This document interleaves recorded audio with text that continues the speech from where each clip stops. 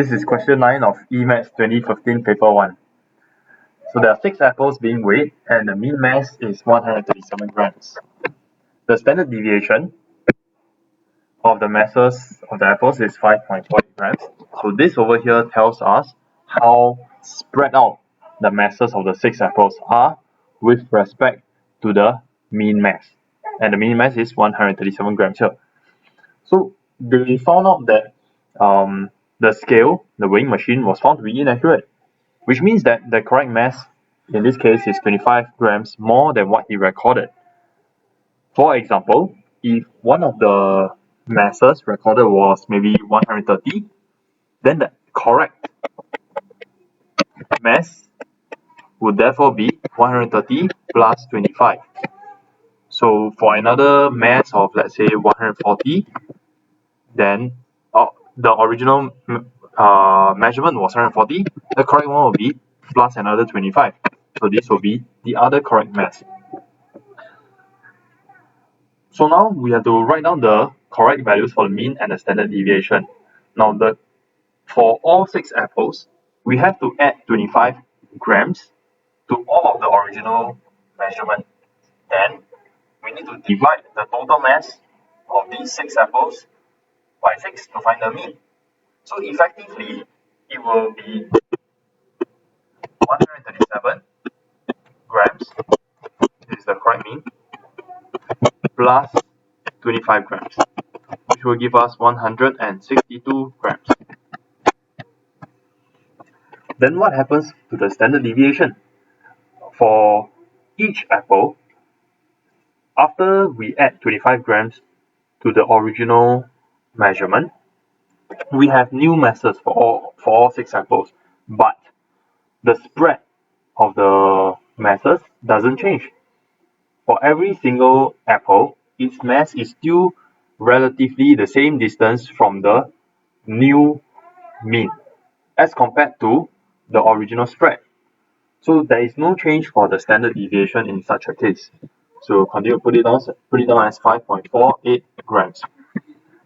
So variations of this question will be when the mass for each apple is supposed to be 10 grams less.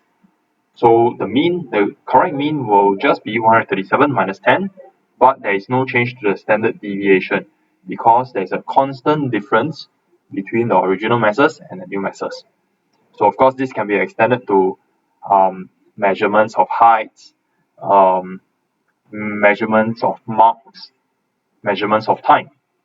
As long as there's a constant difference for all the readings, the standard deviation remains the same.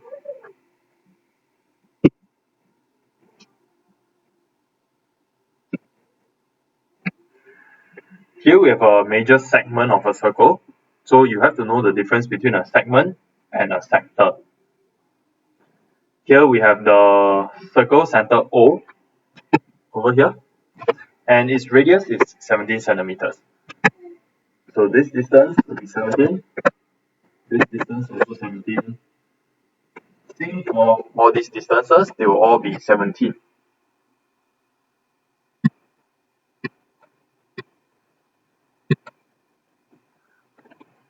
The angle ABD is 90 degrees. They also told us that the distance BD is 25 centimeters.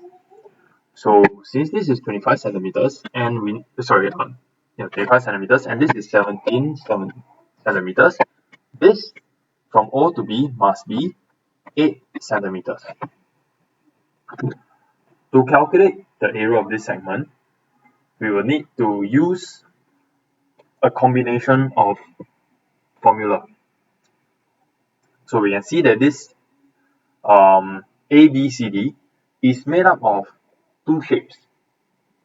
First, we have a sector, which I am going to highlight in yellow.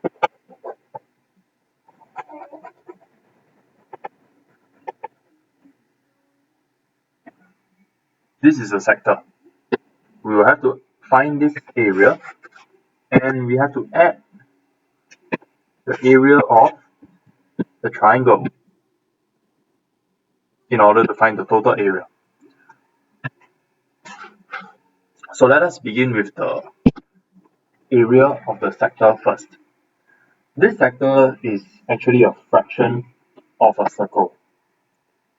If we know the area of the entire circle and we know the fraction of this sector, then we will be able to find its area. So what portion of the circle is this sector? We will need the angle. We will need this particular angle over here. If that angle is 180 degrees, we get a semicircle. If that angle is 90 degrees, we get a quarter of a circle.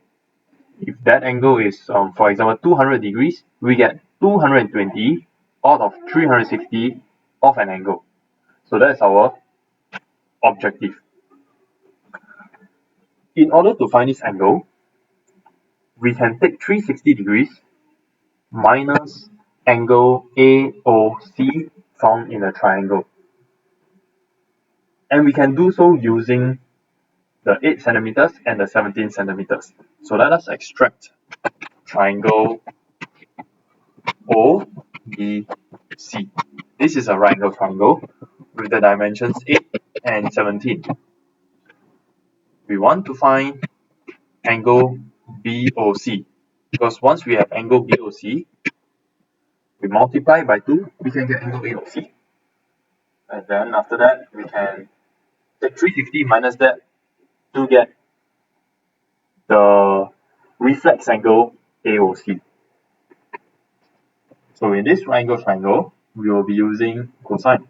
Cosine of BOC will be our adjacent, which is 8 over hypotenuse of 17.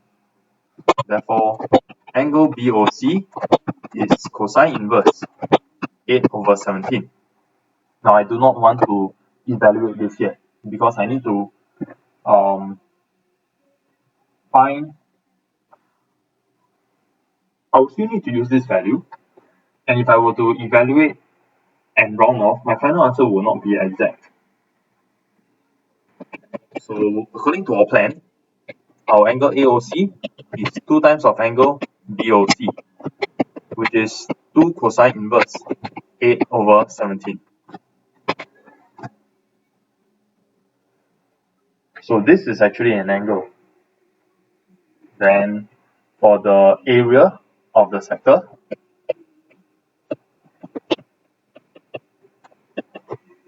it will be 360 degrees minus angle AOC, so minus 2 cosine inverse 8 over 17. We divide this by 360 degrees and we multiply by the total area of the circle. So pi and the radius 17 square. This is the area of the sector. And now we need the area of the triangle.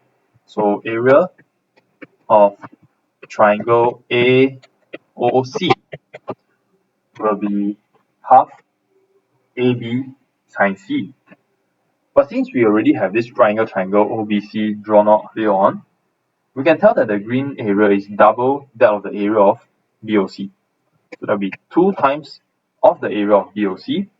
Area of BOC is given by half times the length of one side, so we can choose 8, the length of the other side, which is 17, and sine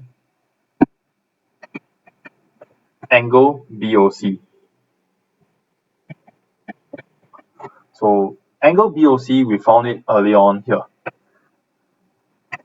So we can plug this in, add the answers up to get the area. This is not the only method for solving this question.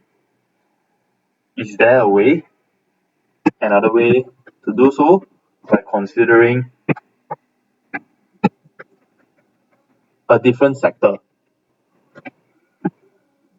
Okay, so instead of considering the yellow sector, perhaps we can consider finding this area.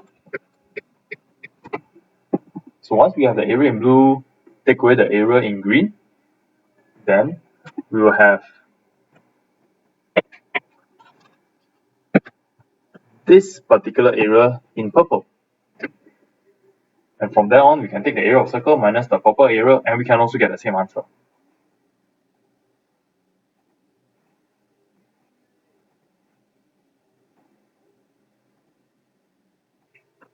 Now for the question 22, a matrix question. We have supermarket A with the price of water, milk, and cola listed for 1.5, 2.4, and 1.4 respectively. In supermarket B, that's where it gets interesting. They do not state the price at the start for the same three items in supermarket B, but they tell us that water costs 20 cents more per liter. So that is compared to supermarket A. That's where they get 0.2.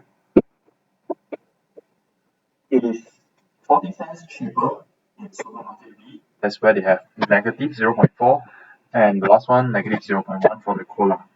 So based on this, we can actually find out the price, the cost per liter for these three drinks at supermarket B. But they chose to represent the information from the question as such in this matrix Q. So you have two people, Natalie and Hardy, they go shopping. Natalie buys 4 liters of water, 2 liters milk, 3 liters cola. Hardy does not buy any milk at all. We need to represent the purchases in a 2 by 3 matrix. So this means 2 rows, and it has to correspond to Natalie and Hardy, 3 columns for the 3 items, water, milk, and cola. So it is useful for us to put on the headers in our new matrix P. We have 2 rows. Let's start with the first, Natalie, then Hardy, since Natalie's name came first. We put Natalie in row 1. 3 columns. We go respectively also, water, followed by milk, and cola. So we see that it corresponds to what we have in matrix Q also, the same sequence. So to fill in the blanks, for Natalie, she buys 4 liters of water. Put 4. She buys 2 liters of milk and 3 liters of cola. For Hardy, he buys 3 liters of water, he does not buy any milk, and he buys 4 liters of cola. So this is our matrix P. You do not have to write down the headers over here, but it is a good reference. So next part, evaluate the matrix. So we're going to do some matrix multiplication. P multiplied by Q. So P over here is a 2 row by 3 matrix. Our next matrix, the matrix that we're going to multiply it by, it has to start with the same number over here. So in matrix Q, we are expecting 3 rows that is shown above. And indeed, there are 3 rows. So 1.5, 0.2, 2.4, negative 0.4, 1.4, negative 0.1. So you can put on the headers also A, B, W, M, and C. After your evaluation, the 3 over here disappears, which means we are left with a 2 by 2 matrix for R. Okay, and do the matrix multiplication by yourself, you will end up with 15, negative 0.3, 10.1, and 0.2. So whatever is common is now cancelled off. Our headers, copy down A and B, Natalie, and Hardy. So what this means is that in supermarket A, if Natalie were to shop in supermarket A, she will spend $15. If she shops in supermarket B, she will save 30 cents. Likewise for Hardy, if he shops in supermarket A, he's going to spend $10.10. Whereas if he shops in supermarket B, he expects to pay an additional 20 cents.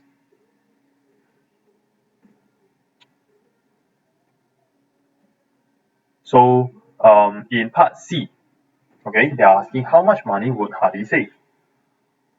So he saves a total of 20 cents because this is the price difference between shopping in B compared to shopping in A, 0.20. Now Natalie shops in supermarket B.